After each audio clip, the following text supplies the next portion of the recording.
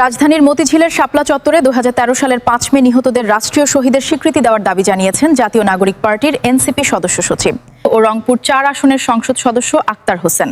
তিনি বলেছেন, গণহত্যায় যারা মাস্টারমাইন্ড ছিল তাদের অবশ্যই বিচারের আওতায় নিয়ে আসতে হবে।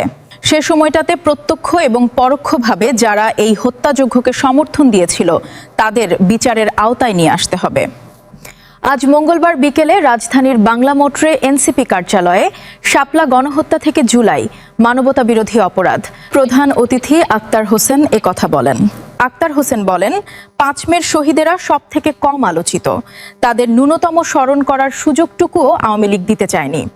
আক্তার হোসেন বলেন, দীর্ঘমেয়াদী শাসনে সমাজের এমন কোনে অংশ নেই যার ওপর তারা নিপীড়ন চালায়নি। সংখ্যালঘুদের ওপর যেমন অত্যাচার নিপীড়ন করা হয়েছে, সমাজের বিভিন্ন শ্রেণী পেশার ওপর অত্যাচার জুলুম করা হয়েছে।